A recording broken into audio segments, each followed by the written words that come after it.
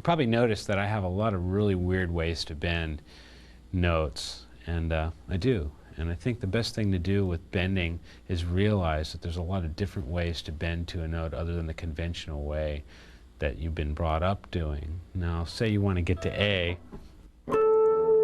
that A, chances are you're going to probably go. Right? Now, there's two really obvious other ways to get there. It's from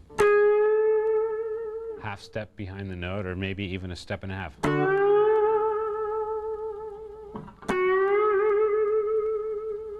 As long as you get the pitch correctly, it doesn't really matter where you bend from. And there's a lot of different ways to phrase a bend in your vibrato and make it sound a particular way. You know.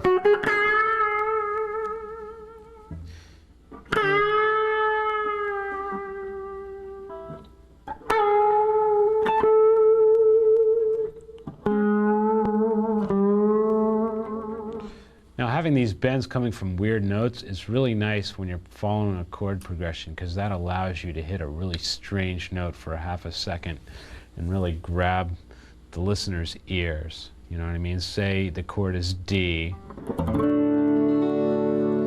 and the note that I decide I want to choose is A, but I hit it from this note.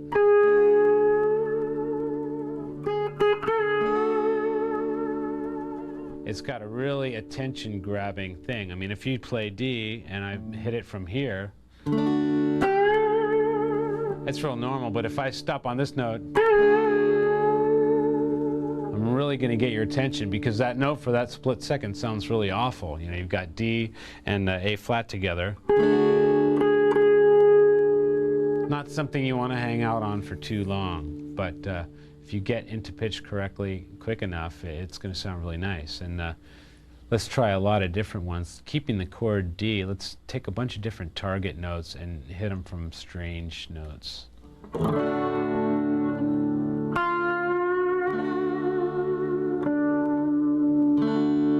So that time I went to an F sharp, which is in a D major chord, and I went there from F natural, going from minor to major.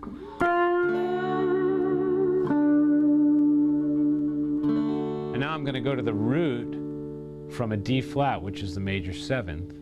I'm going to go like this.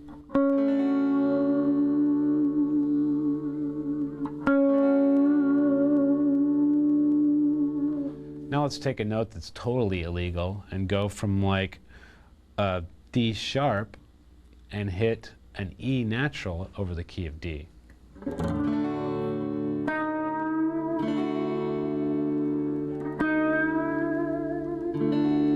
That's kind of tricky, because you get to a note that's like still interesting over the chord, but you start from a note that's totally hellish. So you can take the D sharp and bend to like even a major third, go all the way from a D sharp to an F sharp, and you get something like this. That's really drastic. That's about as drastic as you may want to get. You can take something also like, say, an A flat and go to A. Pleasantly enough. Now, building up into this, let me show you what you want to do with this. You don't want to do this all the time. You want to break into this when you have a target note, the note of choice that you plan to hit. So if the chord is just D strumming constantly, I'll play something normal, and then I'll break into one of these notes.